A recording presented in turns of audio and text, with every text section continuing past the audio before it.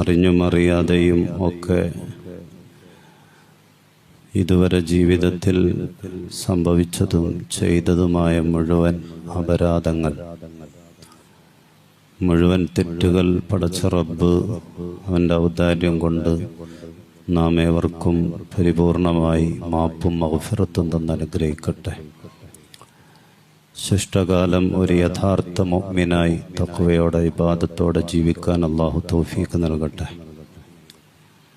അവസാനം പരിശുദ്ധമായ കലിമ ചൊല്ലി ഈ ലോകത്ത് നിന്ന് വിട പറയുന്ന മഹാസൗഭാഗ്യം തന്ന് നാം ഏവരെയും അല്ലാഹു വിജയിപ്പിക്കട്ടെ. രോഗങ്ങൾ, ബലാഅുകൾ, മുസീബത്തുകൾ, മറ്റു ഫിത്നകൾ, ഷർറുകൾ എല്ലാത്തിനെ തൊട്ടും നമ്മെയും നമുക്ക് വേണ്ടപ്പെട്ടവരെയും അല്ലാഹു കാക്കട്ടെ.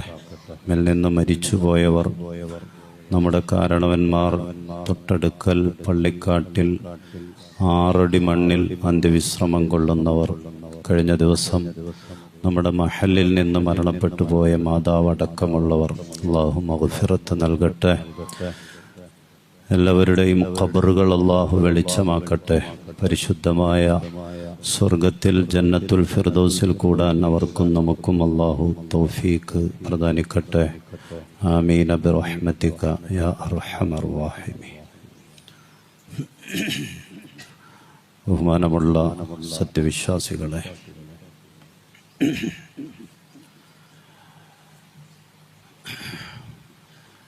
ഈ ദുനിയാവിലെ അനുഗ്രഹങ്ങൾ,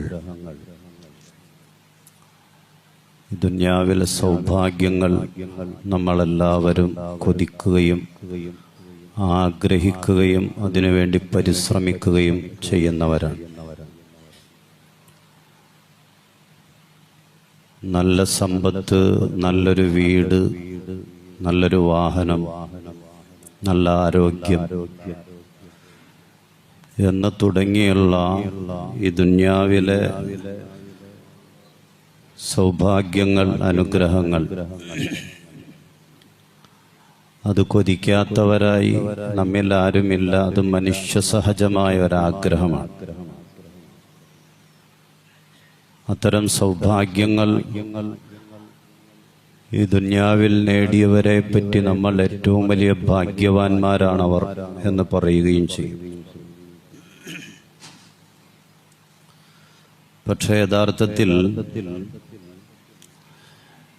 ഇതെല്ലാം സൗഭാഗ്യങ്ങളാണ് എന്നതിലുപരി സൃഷ്ടാവാകുന്ന അല്ലാഹുവിൻ്റെ ഭാഗത്തു നിന്നുള്ള പരീക്ഷണങ്ങളാണ് എന്ന് വിശ്വസിക്കുന്നവർ, അല്ലെങ്കിൽ വിശ്വസിക്കേണ്ടവർ ഈ ദുനിയാവിൽ വിശ്വാസികളായ മുഅ്മിനീങ്ങളായ നമ്മൾ മാത്രമാണ്.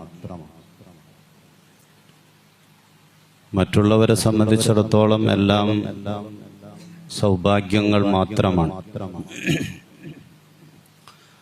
ഈ ദുനിയാവിലെ സൗഭാഗ്യങ്ങൾ മാത്രമാണ് മറ്റുള്ള ആളുകളെ സംബന്ധിച്ചിടത്തോളം നല്ല വീടും നല്ല വാഹനവും മറ്റ് ദുനിയാവിലെ മറ്റു സൗകര്യങ്ങളൊക്കെ.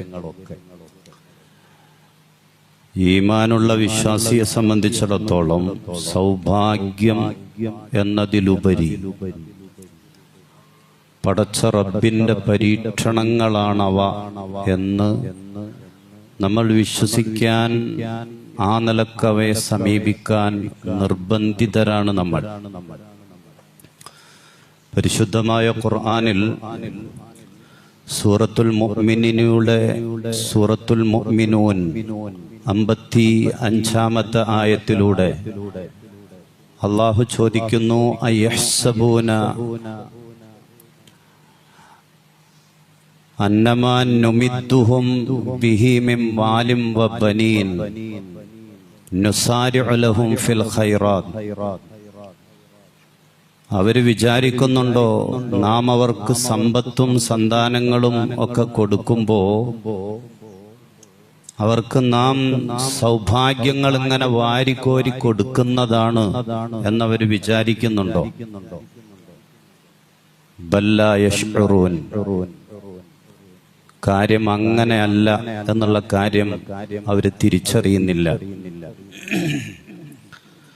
ഞാനിങ്ങനെ നിങ്ങൾക്ക് അല്ലെങ്കിൽ അവർക്ക് ദുനിയാവിലെ സൗഭാഗ്യങ്ങളൊക്കെ ഇങ്ങനെ വാരിക്കോരി കൊടുക്കാൻ, അവർക്ക് സമ്പത്ത് കിട്ടുമ്പോ, സന്താനങ്ങളെ കിട്ടുമ്പോ അള്ളാഹു ദുനിയാവിൽ വലിയ വലിയ സൗഭാഗ്യങ്ങളൊക്കെ ഞങ്ങൾക്ക് തരുകയാണ് എന്ന് വിചാരിക്കുന്നുണ്ടോ?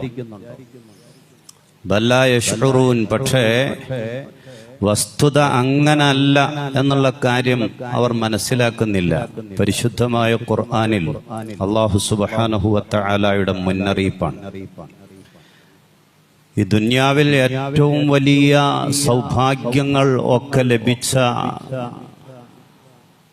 മഹാനാണ് ബഹുമാനപ്പെട്ട സുലൈമാൻ നബി അലൈഹിസ്സലാത്തു വസ്സലാം. പ്രവാചകത്വത്തിനപ്പുറം, നുബുവത്തിനപ്പുറം ദുനിയാവിൽ ഒരു മനുഷ്യന് ലഭിക്കാവുന്ന എല്ലാ സൗഭാഗ്യങ്ങളും ലഭിച്ച മനുഷ്യനാണ് ബഹുമാനപ്പെട്ട പ്രവാചകൻ സുലൈമാൻ നബി അലൈഹിസ്സലാത്തു വസ്സലാം. ലോകത്തിന്റെ ഭരണാധികാരിയായിരുന്നു. ലോകം മുഴുവൻ അടക്കി ഭരിച്ച രാജാക്കന്മാരിൽ, ഭരണകർത്താക്കളിൽ ഒരാളായിരുന്നു ബഹുമാനപ്പെട്ട സുലൈമാൻ നബി അലൈഹിസ്സലാത്തു വസ്സലാം. എന്ന് മാത്രമല്ല, ദുനിയാവിലെ സമ്പത്തുകളുടെ ഒക്കെ അധികാരം കൊടുത്തിട്ടുണ്ടായിരുന്നു അല്ലാഹു. കടലുകളുടെ, സമുദ്രത്തിന്റെ അടിത്തട്ടിൽ നിന്നും മറ്റു പ്രദേശങ്ങളിൽ നിന്നും വില കൂടിയ മുത്തുകൾ വാരിക്കൊണ്ടുവരാൻ സുലൈമാൻ നബി അലൈഹിസ്സലാമിന്റെ കീഴിൽ ജിന്നുകൾ ഉണ്ടായിരുന്നു. എത്ര വലിയ സമുദ്രത്തിന്റെ അടിത്തട്ടിൽ നിന്ന്, അല്ലെങ്കിൽ കൊടുങ്കാടുകളുടെ ഉള്ളുകളിൽ നിന്ന് ഒക്കെ വിലയേറിയ രത്നങ്ങളും മുത്തുകളും ഒക്കെ വാരി ശേഖരിച്ചു കൊണ്ടുവരാൻ ജിന്നുകൾ ഉണ്ടായിരുന്നു ബഹുമാനപ്പെട്ട സുലൈമാൻ നബി അലൈഹിസ്സലാത്തു വസ്സലാം. ആധുനിക ടെക്നോളജി മാറി നിൽക്കുന്ന, തോറ്റുപോകുന്ന നിലക്കുള്ള സാങ്കേതിക വിദ്യയിൽ ബിൽഡിങ്ങുകൾ നിർമ്മിക്കാൻ ബഹുമാനപ്പെട്ട സുലൈമാൻ നബി അലൈഹിസ്സലാത്തു വസ്സലാമിനെ ജിന്നുകൾ സഹായിച്ചിരുന്നു. ഇന്നത്തെ ആധുനിക ടെക്നോളജിയൊക്കെ മാറി നിൽക്കുമായിരുന്നു. ആ നിലക്കുള്ള ബിൽഡിങ്ങുകൾ ജിന്നുകൾ ബഹുമാനപ്പെട്ട സുലൈമാൻ നബി അലൈഹിസ്സലാത്തു വസ്സലാമിന് നിർമ്മിച്ചു കൊടുക്കുമായിരുന്നു. സുലൈമാൻ നബിയുടെ വാഹനം എന്തായിരുന്നു? കാറ്റായിരുന്നു സുലൈമാൻ നബി അലൈഹിസ്സലാമിന്റെ വാഹനം. കാറ്റിൽ എവിടെയും സഞ്ചരിക്കാൻ സുലൈമാൻ നബി അലൈഹിസ്സലാത്തു വസ്സലാമിന് സാധിക്കുമായിരുന്നു. ലോകത്തെ എല്ലാ വിജ്ഞാനവും, മുഴുവൻ ജീവജാലങ്ങളുടെയും ഭാഷ സുലൈമാൻ നബി അലൈഹിസ്സലാമിന് അറിയാമായിരുന്നു. നമുക്ക് മനുഷ്യരുടെ ഭാഷ തന്നെ കൃത്യമായിട്ട് മലയാളമല്ലാതെ മറ്റൊന്നും തിരിയാത്തവരാണ് നമ്മിൽ ഭൂരിഭാഗം ആളുകൾ. മലയാളമല്ലാതെ മറ്റൊന്നും തിരിയാത്തവർ. മറ്റുള്ളവരുടെ ഭാഷ പോലും നമുക്ക് മനസ്സിലാകുന്നില്ല മനുഷ്യരുടെ. സുലൈമാൻ നബി അലൈഹി സ്വലാമിന് ഉറുമ്പുകളുടെ ഭാഷ അറിയാം, പക്ഷികളുടെ ഭാഷ അറിയാം, മൃഗങ്ങളുടെ ഭാഷ അറിയാം. എല്ലാവരുടെ ഭാഷയും, എല്ലാ ജീവജാലങ്ങളുടെ ഭാഷയും ബഹുമാനപ്പെട്ട സുലൈമാൻ നബി അലൈഹിസ്സലാത്തു വസ്സലാമിന് അള്ളാഹു പഠിപ്പിച്ചു കൊടുത്തിട്ടുണ്ട്. അങ്ങനെ ലോകത്ത് എല്ലാ സൗഭാഗ്യങ്ങളുടെയും ഉടമസ്ഥരായിരുന്നു നബിയുല്ലാഹി സുലൈമാൻ അലൈഹിസ്സലാത്തു വസ്സലാം. ഇതെല്ലാം ലഭിച്ചതിന് ശേഷം മഹാനവറുകൾ എന്താ പറഞ്ഞെന്നറിയോ?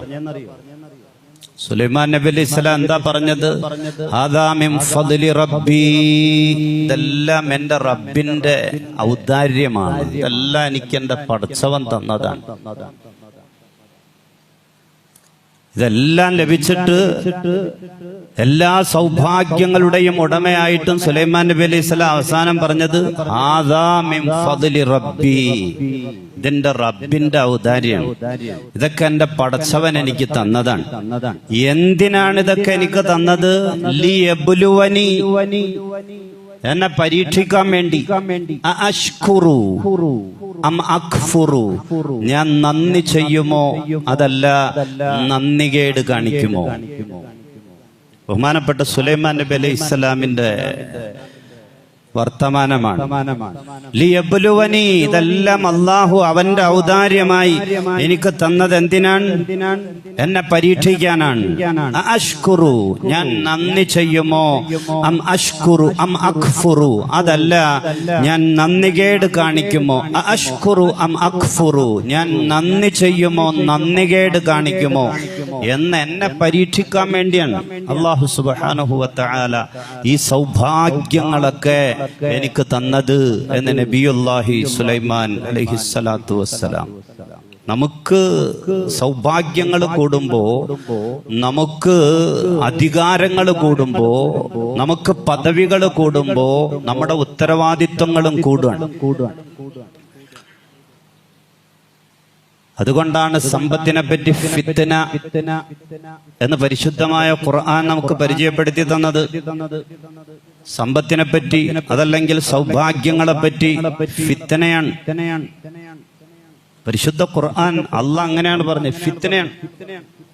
വനബുലൂകും ബിശ്ശർരി വൽ ഖൈരി ഫിത്ന, തിന്മ കൊണ്ടും നന്മ കൊണ്ടും നാം നിങ്ങളെ ഫിത്നയിലാക്കും, പരീക്ഷണത്തിലാക്കും. പരിശുദ്ധ ഖുർആനാണ്. വനബുലൂകും, നിങ്ങളെ നാം ഫിത്നയിലാക്കും, പരീക്ഷിക്കും. ബിശ്ശർരി, തിന്മ കൊണ്ടും, വൽ ഖൈരി, നന്മ കൊണ്ടും നാം നിങ്ങളെ ഫിത്നയിലാക്കും എന്ന് പരിശുദ്ധമായ ഖുർആൻ. അതുകൊണ്ട് സങ്കടങ്ങളും മാത്രമല്ല പരീക്ഷണം, സന്തോഷങ്ങളും പരീക്ഷണമാണ് എന്ന് വിശ്വാസികളായ നമ്മൾ ആദ്യമേ തിരിച്ചറിയേണ്ട ഒരു യാഥാർത്ഥ്യമാണ്. സന്തോഷവും പരീക്ഷണാണ്, സങ്കടവും പരീക്ഷണാണ്. രണ്ടും അല്ലാഹുവിന്റെ പരീക്ഷണാണ്. ദുനിയാവിൽ നമുക്ക് ലഭിക്കുന്ന സൗഭാഗ്യങ്ങൾ നമ്മോട് പടച്ചോന് വലിയ ഇഷ്ടമുണ്ടായിട്ടൊന്നും തരുന്നതൊന്നും അല്ല. ദുനിയാവിൽ അള്ളാഹു നമുക്ക് തന്നിട്ടുള്ള സൗകര്യങ്ങൾ എന്നോട് പടച്ചോൻ അത്ര വലിയ ഇഷ്ടമുണ്ടായിട്ടൊന്നും തന്നതല്ല എന്നുള്ള തിരിച്ചറിവ്. അതുപോലെ തന്നിട്ടില്ലെങ്കിൽ ഞാൻ ഭാഗ്യം കെട്ടവനായതുകൊണ്ടാണ് എനിക്ക് തരാത്തത് എന്ന് ചിന്തിക്കാതിരിക്കുക. ഇത് മുസ്ലിമിനെ സംബന്ധിച്ചിടത്തോളം പ്രത്യേകം ശ്രദ്ധിക്കേണ്ട ഒരു കാര്യം. ആ തിരിച്ചറിവില്ലാതെ പോകുന്നത് വലിയൊരു അപകടമാണ്. അതുകൊണ്ടാണ് ദുനിയാവിൽ എല്ലാം ലഭിച്ച ആളുകളെ പറ്റി, ഓ അവനെപ്പോലൊരു ഭാഗ്യവാൻ, വലിയ ഭാഗ്യം ലഭിച്ച ജന്മാണ് അവന്റെ മുതുകത്ത് വരച്ച വര നമ്മുടെയൊക്കെ വിരലിന്റെ തുമ്പത്തെങ്കിലും വരച്ചെങ്കിൽ എന്നൊക്കെ ഇങ്ങനെ ചില ആളുകൾ ചോദിക്കുന്നത് അതുകൊണ്ടാണ്. ഒരു വലിയ ഭാഗ്യവാന്മാരാണ് എന്ന് ചിന്തിച്ചിട്ട് എല്ലാം ഉള്ളവർ ശ്രദ്ധിച്ചില്ലെങ്കിൽ ദുനിയാവിലെ ഏറ്റവും വലിയ ദൗർഭാഗ്യവാന്മാർ, ഭാഗ്യം കെട്ടവർ അവരായിരിക്കും. അതുപോലെ തന്നെ നേരെ ഓപ്പോസിറ്റ്, ഒന്നുമില്ല, ഇങ്ങനെ കടയുടെ തിണ്ണയിലിരിക്കുമ്പോ 2 കോടി രൂപയുടെ കാറിൽ അവൻ പോകുന്നത് കാണുമ്പോ അസൂയയോടെ അവിടെ ഇരുന്നിട്ട് കുശുമ്പാണ് നമ്മൾ പറയുന്നതെങ്കിൽ ദുനിയാവിലെ ഏറ്റവും വലിയ ഭാഗ്യം കെട്ടവർ നമ്മളും കൂടിയാണെന്നാണ്. നമുക്കൊന്നുമില്ല, ദുന്യാവില്ല, എന്നിട്ട് ഇതൊക്കെ കിട്ടിയുള്ള ആളുകളെ കാണുമ്പോ നമുക്ക് അങ്ങോട്ട് സഹിക്കണില്ല. കടത്തിണ്ണയിലിരുന്ന് വർത്താനം പറയാൻ, അസൂയയോടെ കുശുമ്പ് പറയാൻ, നമ്മളും പരാജയപ്പെട്ടു എന്നാണ്. അമ്മൽ ഗനിയു ഫിത്നത്തുൻ ലിൽ ഫഖീർ, സമ്പത്തുള്ള ആളുകൾ അതില്ലാത്തവർക്ക് ഫിത്നയാണ്, പരീക്ഷണമാണ്. സമ്പത്തുള്ള ആളുകൾ അത് ഇല്ലാത്തവർക്ക് ഫിത്നയാണ്. വൽ ഫഖീറു, സമ്പത്തില്ലാത്ത ആളുകൾ ഫിത്നത്തുൽ ലിൽ ഗനി, സമ്പത്തുള്ള ആളുകൾക്ക് ഫിത്നയാണ്, പരീക്ഷണമാണ്. രണ്ടുണ്ട്, ഓപ്പോസിറ്റ്. ഉള്ളവർ ഇല്ലാത്തവർക്ക്, ഇല്ലാത്തവർ ഉള്ളവർക്ക്. ഇല്ലാത്തവർക്ക് എന്താ കുഴപ്പം? അമൽ ഫഖീറു, ഫഖീറായ മനുഷ്യൻ ഹൽ യസ്ബിറു അലാ ഫഖ്രിഹി വയർലാ ബിഹി, അല്ലാഹു തനിക്ക് തന്ന വിധിച്ചിട്ടുള്ള ആ ഇല്ലായ്മയിൽ, ആ ദാരിദ്ര്യത്തിൽ അവൻ തൃപ്തിപ്പെടുകയും ക്ഷമിക്കുകയും ചെയ്യുന്നുണ്ടോ? അല്ലാഹ് നോക്കി കാണാൻ. അല്ലാഹുവിന്റെ പരീക്ഷണം അതാണ്. ഇല്ല, അത് മനസ്സുകൊണ്ട് പൊരുത്തപ്പെട്ടിട്ട് ക്ഷമിക്കാനും തൃപ്തിപ്പെടാനും സമാധാനം കൊള്ളാനും സാധിക്കുന്നുണ്ടോ? അതുപോലെ ഉള്ള ആളുകളെ കാണുമ്പോ അവൻ പറയേണ്ടത് ബിസ്മില്ലാഹി മാഷാ അല്ലാഹ്. ഇരുനില ബിൽഡിങ്ങുകളിൽ, വലിയ മാളികകളിൽ അവര് താമസിക്കുമ്പോ, വിലയേറിയ വാഹനങ്ങളിൽ സഞ്ചരിക്കുമ്പോ, അത് കാണുമ്പോ കടത്തിണ്ണയിലിരുന്ന് എന്തെന്ന് പറയണം? ബിസ്മില്ലാ മാഷാ അല്ലാഹ് എന്ന് പറയണമെന്നാണ്. മാഷാ അല്ലാഹ് അങ്ങനെ പറയണം. മാത്രമല്ല അല്ലാഹുമ്മ ബാരിക് ലഹു, പടച്ചവനെ അവന് നീ ബറക്കത്ത് ചെയ്യണേ അല്ലാഹ്, അങ്ങനെ പറയണമെന്നാണ്. അവന്റെ സൗഭാഗ്യം കാണുമ്പോ, വീട് കാണുമ്പോ, വാഹനം കാണുമ്പോ നമ്മൾ പറയേണ്ടത് അല്ലാഹുമ്മ ബാരിക് ലഹു, അല്ലാഹുവേ അവന് നീ ബറക്കത്ത് കൊടുക്കണം. വഅഅ്തിനി മിൻ ഖൈരിക്, നിന്റെ ഖൈർ എനിക്ക് നീ നൽകുകയും ചെയ്യണേ റബ്ബേ. അങ്ങനെ ദുആ ചെയ്യണം, അങ്ങനെ വർത്താനം പറയണമെന്നാണ്. അവനെ നീ ബർക്കത്ത് ചെയ്ത് കൊടുത്തോ അല്ലാ, നിനക്ക് ഇഷ്ടമുള്ള അത്രയും കൊടുത്തോ, എന്നെയും കൂടി പരിഗണിക്കണേ പടച്ചോനെ. വഅഅ്തിനി മിൻ ഖൈരിക്, നിന്റെ ഖൈറിൽ നിന്ന്, നന്മയിൽ നിന്ന്, നിന്റെ സൗഭാഗ്യങ്ങളിൽ നിന്ന് എനിക്കും നീ ഒരു വിഹിതം താ അല്ലാ. അങ്ങനെ ഈ മനുഷ്യൻ, ഈ പാവപ്പെട്ട മനുഷ്യൻ അങ്ങനെ ചോദിക്കുമോ, അങ്ങനെ ചിന്തിക്കുമോ? അതല്ല, ഹൽ സയഹ്ഖിദു അലൽ ഗനി വയഹ്സുദു, അതല്ല അവന്റെ സമ്പത്തും സൗഭാഗ്യം കണ്ടിട്ട് ഇവൻ കുശുമ്പും കുന്നായ്മയും അസൂയയുമായി ആ നിലക്ക് വർത്താനം പറയോ? അത് അല്ലാഹ് പരീക്ഷിക്കുകയാണ്. സമ്പത്തുള്ളവരെ നേരെ ഓപ്പോസിറ്റ്, ഇല്ലാത്തവരെ പരിഗണിക്കേണ്ടതുപോലെ അള്ളാഹുവിന്റെ പൊരുത്തത്തിൽ പരിഗണിക്കാൻ ഈ സമ്പത്തുള്ളവന് സാധിക്കുന്നുണ്ടോ? അള്ളാന്റെ പൊരുത്തത്തിൽ, അള്ളാന്റെ തൃപ്തിയിൽ പരിഗണിക്കാൻ, ചേർത്ത് നിർത്താൻ ഇവന് സാധിക്കുന്നുണ്ടോ? അത് അള്ളാഹുവിന്റെ പരീക്ഷണമാണ്. അള്ളാന്റെ റസൂലിന്റെ ഹദീസുകൾ വെച്ച് ഉലമാ നമുക്ക് വിശദീകരിച്ചു തരാണ്. രോഗിയായ മനുഷ്യൻ ആരോഗ്യമുള്ള ഒരു മനുഷ്യനോട് അസൂയ വെക്കുന്നുവെങ്കിൽ, സമ്പത്തില്ലാത്തവൻ സമ്പത്തുള്ളവനോട്, വീടില്ലാത്തവൻ വീടുള്ളവനോട്, ആ നിലക്ക് ദുന്യാവിലെ സൗഭാഗ്യങ്ങൾ എന്ന് പറയപ്പെടുന്ന കാര്യങ്ങൾ ഒന്നും നേടിയെടുക്കാൻ പറ്റാത്തവർ, അതെല്ലാം ലഭിച്ചവരോട് അസൂയയോടെ പെരുമാറുന്നു, സംസാരിക്കുന്നുവെങ്കിൽ അള്ളാഹുവിന്റെ പരീക്ഷണത്തിൽ അവർ പരാജയപ്പെട്ടവരാണ്. റബ്ബിന്റെ പരീക്ഷണത്തിൽ അവർ പരാജയപ്പെട്ടവരാണ്. എല്ലാം ഉള്ളവർ ഇല്ലാത്തവരെ വേണ്ടതുപോലെ ചേർത്ത് നിർത്താൻ അവർക്ക് സാധിക്കുന്നില്ലെങ്കിൽ അവരും അള്ളാഹുവിന്റെ പരീക്ഷയിൽ പരാജയപ്പെട്ടവരാണ്. ഇത് രണ്ടും നമ്മൾ തിരിച്ചറിയണം. ഈ സൗഭാഗ്യത്തിന്റെയൊക്കെ മാനദണ്ഡവും, സൗഭാഗ്യവും ദൗർഭാഗ്യവും, അതിന്റെ മാനദണ്ഡം എന്താണെന്ന് കൃത്യമായിട്ട് മുസ്ലിമീങ്ങളായ നമ്മൾ മനസ്സിലാക്കണം. അല്ലാഹു സുബ്ഹാനഹു വ തആല നമുക്ക് തരാത്ത എന്തെങ്കിലും മറ്റൊരാൾക്ക് കൊടുത്തിട്ടുണ്ടെങ്കിൽ ദുനിയാവിലെ ഏറ്റവും വലിയ മോശക്കാരൻ നമ്മളാണ് എന്ന് വിചാരിക്കരുത്. ഭാഗ്യം കെട്ടവനാണ് എന്ന് വിചാരിക്കരുത്. മാത്രമല്ല, അങ്ങനെ ഒരാൾക്ക് എന്തെങ്കിലും കൊടുത്ത് നമ്മൾ നേരത്തെ സൂചിപ്പിച്ചതുപോലെ അതിന്റെ പേരിൽ എന്തെങ്കിലും ഒരു വിഷമം, ഒരസൂയ നമ്മുടെ മനസ്സിൽ കടന്നു വന്നാൽ നമ്മൾ പരാജയപ്പെട്ടു എന്നാണ്. ഫിർഔനും ഇബ്ലീസും കണ്ടുമുട്ടി ഒരിക്കലും. അതൊരു വല്ലാത്ത കണ്ടുമുട്ടലായിരിക്കുമല്ലോ. ചില കിതാബുകളിലൊക്കെ പഠിപ്പിച്ചു തരുന്ന സംഭവമാണ്. ഫിർഔനും ഇബ്ലീസും കണ്ടുമുട്ടി. ഫിർഔൻ ഇബ്ലീസിനോട് ചോദിച്ചു, ഈ ദുന്യാവിലെ ഏറ്റവും വലിയ കുഴപ്പക്കാരൻ നമ്മൾ രണ്ടുപേരാണെന്നാണല്ലോ പറയുന്നത്, നമ്മളെക്കാൾ വലിയ കുഴപ്പക്കാരെങ്കിലും ഈ ദുന്യാവിലുണ്ടോ? ഫിർഔനാണ് ചോദിക്കുന്നത്, ഇബ്ലീസിനോടാണ് ചോദിക്കുന്നത്. നമ്മേക്കാൾ വലിയ കുഴപ്പക്കാർ ആരെങ്കിലും ഈ ദുന്യാവിന്റെ മുകളിലുണ്ടോ എന്ന് ചോദിച്ചു. ഇബ്ലീസ് പറഞ്ഞു, ഉണ്ട്. അൽ ഹാസിദ്, അസൂയക്കാർ. മറ്റുള്ളവർക്ക് കിട്ടുന്ന സൗഭാഗ്യങ്ങൾ, അള്ളാഹു അവർക്ക് കൊടുക്കുന്ന സൗഭാഗ്യങ്ങൾ കണ്ടിട്ട് സഹിക്കാൻ പറ്റാത്ത ആളുകൾ നമ്മൾ രണ്ടുപേരെക്കാളും കുഴപ്പക്കാരാണ്. കാരണം എന്താണ്? ഞാൻ ഈ അവസ്ഥയിൽ എത്തിയത് ഞാൻ ആദമിനോട് അസൂയ വച്ചതിന്റെ പേരിലാണ്. ഇബ്ലീസ് മറുപടി എടുത്താണ്. ആദം നബി അലൈഹിസ്സലാമിന് അള്ളാഹു കൊടുത്ത പദവി കണ്ടിട്ട് സഹിക്കാൻ പറ്റാതെ ആദമിനോട് ഞാൻ അസൂയ വച്ചതിന്റെ പേരിലാണ് ഞാൻ ഈ അവസ്ഥയിൽ എത്തിച്ചേർന്നത്.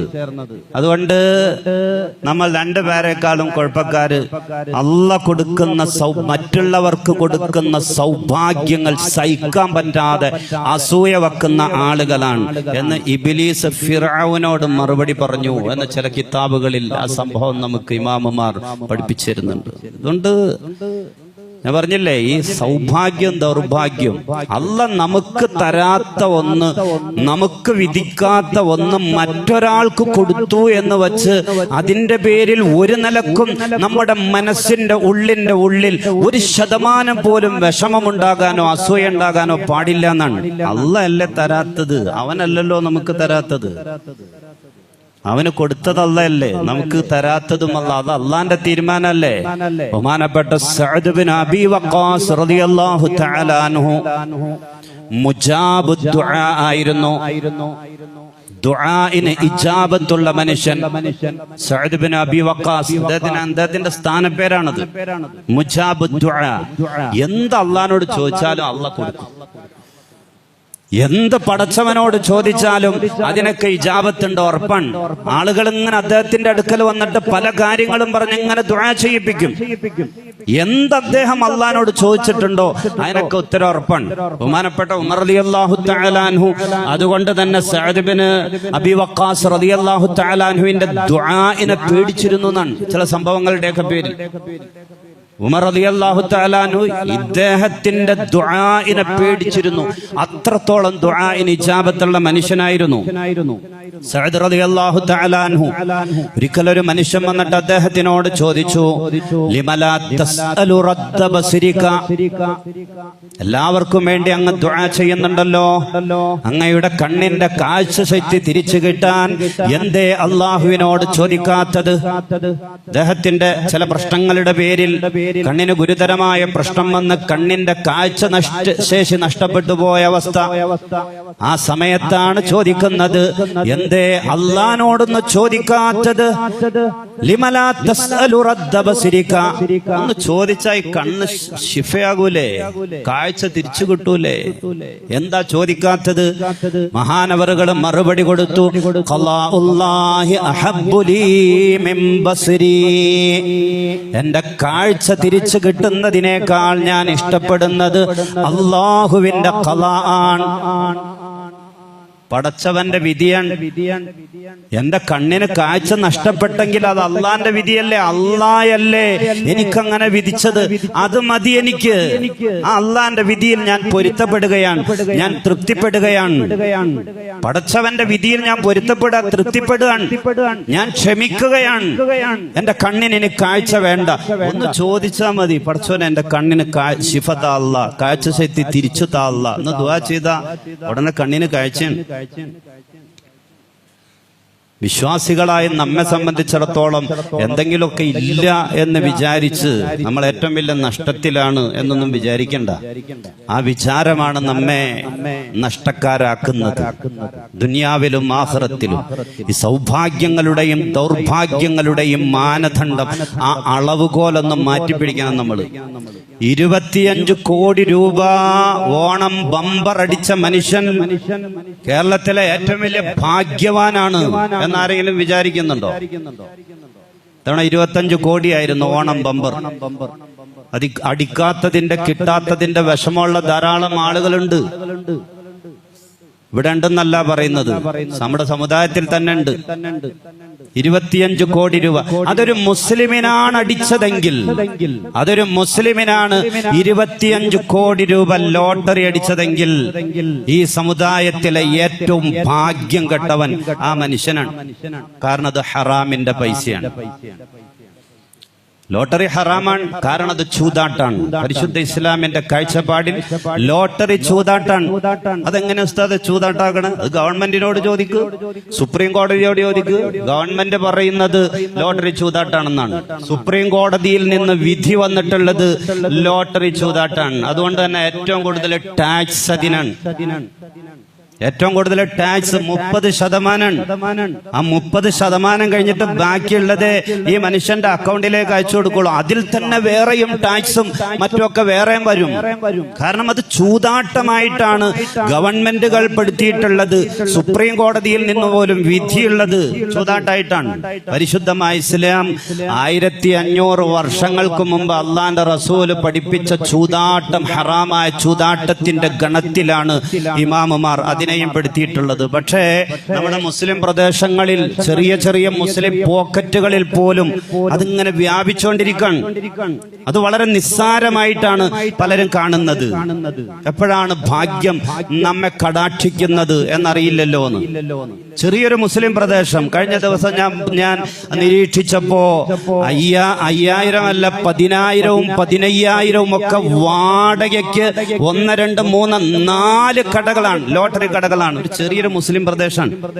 ചെറിയ സൈക്കിളിലും അതുപോലെ 2 വീലറിലും ചെറിയ ചെറിയ പെട്ടിക്കടകളിലും പഴയ കാലത്ത് അതൊക്കെ ഉണ്ടായിരുന്നുള്ളൂ നമ്മുടെയൊക്കെ നാട്ടിൻ പ്രദേശങ്ങളിൽ.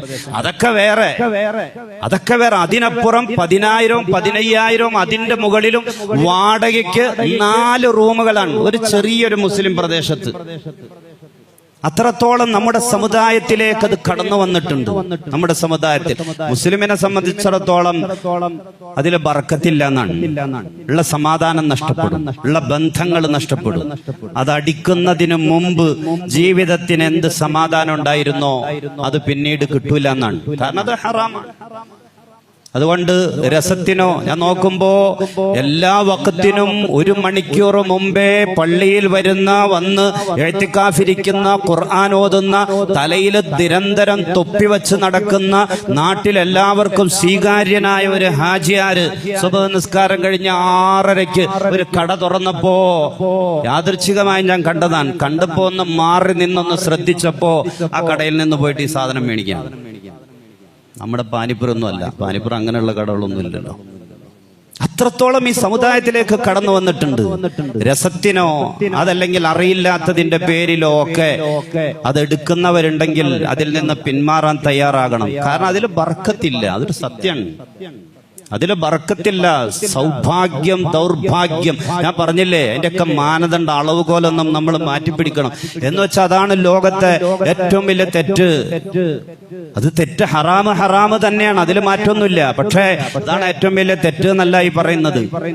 നിസ്കരിക്കാത്തവൻ അവൻ ചെയ്യുന്ന തെറ്റിനേക്കാൾ വലിയ തെറ്റെന്താ ഉള്ളത്? നിസ്കരിക്കാത്തവൻ ഹജ്ജ് നമുക്ക് നിർബന്ധമാണ്. പക്ഷേ നമ്മുടെ ശരീരം സമ്മതിക്കുന്നില്ലെങ്കിൽ നമ്മൾ ഹജ്ജ് ചെയ്യേണ്ട കാര്യമില്ല. ഹജ്ജ് നിർബന്ധമല്ല. റമദാനിലെ നോമ്പ് നിർബന്ധമാണ്. ശരീരം സമ്മതിക്കണില്ലേ, നോമ്പ് പിടിക്കേണ്ട കാര്യമില്ല. നമ്മൾ യാത്രക്കാരാണ്. റമദാൻ മാസാണ്, നോമ്പ് നമുക്ക് വാജിബല്ല. പക്ഷേ ഒരു മുസ്ലിമിനെ സംബന്ധിച്ചിടത്തോളം അതീവ ഗുരുതരാവസ്ഥയിൽ ഹോസ്പിറ്റലിൽ ICUലാണ്. നമ്മളൊക്കെ ബാക്കിയുള്ളവരൊക്കെ വെളിയിൽ അങ്ങോട്ടാണോ ഇങ്ങോട്ടാണോ എന്നറിയാതെ വെളിയിൽ ആകാംക്ഷയോടെ കാത്തു നിൽക്കാൻ. ഈ മനുഷ്യൻ ICUയുടെ ഉള്ളിലാണ്. ഓർമ്മയുണ്ടോ, ഉളു എടുത്തോ ഇല്ലാതെയോ സമയാസമയം നിസ്കരിക്കൽ ആ മനുഷ്യന് വാജിബാണ് എന്ന് പറയുമ്പോ അത് ഉപേക്ഷിച്ചാലുള്ള ഗൗരവം നമുക്ക് മനസ്സിലാക്കാവുന്നല്ലേ ഉള്ളൂ. അല്ലാഹു സുബ്ഹാനഹു വ തആല നിസ്കാരം കൃത്യമാക്കുന്നവരിൽ നാം ഏവരെയും ഉൾപ്പെടുത്തി അനുഗ്രഹിക്കുമാറാകട്ടെ. അതുകൊണ്ട് ഞാൻ പറഞ്ഞു വന്നത് ഈ സൗഭാഗ്യങ്ങളും അല്ലാഹുവിന്റെ പരീക്ഷണാണ്. ദൗർഭാഗ്യങ്ങളും അല്ലെങ്കിൽ സങ്കടങ്ങളും രോഗങ്ങളും പ്രയാസങ്ങളും ഇതും അള്ളാഹുവിന്റെ പരീക്ഷണങ്ങളാണ്. ലോകത്ത് പടച്ചവന്റെ ഏറ്റവും വലിയ പരീക്ഷണ ഭൂമികയായി 2 വർഷക്കാലമായി കഴിഞ്ഞുകൂടുന്നത് ഫലസ്തീനാണ്. 2 വർഷത്തിന്റെ മുകളിലായി ചെറിയൊരു സമാധാനത്തിന്റെ പ്രതീക്ഷയൊക്കെ അവിടെ വന്നു തുടങ്ങുന്നുണ്ട്. എന്നാലും ഇതുവരെ ആ മനുഷ്യന്മാർ ഇതുവരെ അവർ നിരാശരായിട്ടില്ല എന്നുള്ളതാണ്. ഈ 2 വർഷം കഴിഞ്ഞു, ഇതുവരെ നടന്നിട്ടുള്ള മരണത്തിന്റെ കണക്കെടുത്ത് നോക്കിയിട്ടുണ്ടെങ്കിൽ ഒരു ദിവസം ഏകദേശം 100ഓളം ആളുകൾ ആവറേജ് അവിടെ മരണപ്പെട്ടിട്ടുണ്ട്. ഇതുവരെ നടന്ന ഈ 2 വർഷം നീണ്ട 2 വർഷത്തെ കണക്കെടുക്കുമ്പോ ഇതുവരെ നടന്ന മരണങ്ങളുമായിട്ട് താരതമ്യം ചെയ്ത് നോക്കുമ്പോ കണക്ക് നോക്കുമ്പോ ആവറേജ് 100ഓളം ആളുകൾ ഒരൊറ്റ ദിവസം ആ ചെറിയ പ്രദേശത്ത്, നമ്മുടെ ഒരു ചെറിയ താലൂക്കിന്റെ വിസ്തീർണം പോലും ഇല്ലാത്ത ആ ചെറിയ പ്രദേശത്ത് ഇതുവരെ മരണപ്പെട്ടിട്ടുണ്ട്. ഇതുവരെ അവർ ഈമാനികമായിട്ട് പിന്നോട്ട് പോയിട്ടില്ല. ഒരു കുടുംബത്തിലെ എല്ലാവരും എല്ലാം നഷ്ടപ്പെട്ടിട്ട് പോലും അള്ളാഹുവിലുള്ള പ്രതീക്ഷ അവർ കൈവിട്ടിട്ടില്ല. അവർ നിരാശരായിട്ടില്ല. സ്വന്തം മക്കള് സ്വന്തം മടിയിൽ കിടന്നിട്ട് വിശന്ന് പൊരിഞ്ഞ് പിടഞ്ഞ് മരിക്കുന്നത് മാതാക്കൾക്ക് കാണേണ്ടി വന്നിട്ടുണ്ട്. എന്നാലും നമുക്കെല്ലാവർക്കും കൂടി ഒരു മുഴം കയറിൽ ആത്മഹത്യ ചെയ്യാം എന്നവിടെ ഒരു ഉമ്മയും ഒരു പെണ്ണും ഇതുവരെ തീരുമാനിച്ചിട്ടില്ല. അവരെല്ലാം അള്ളാഹുവിലേക്ക് ഏൽപ്പിച്ചേക്കാണ്.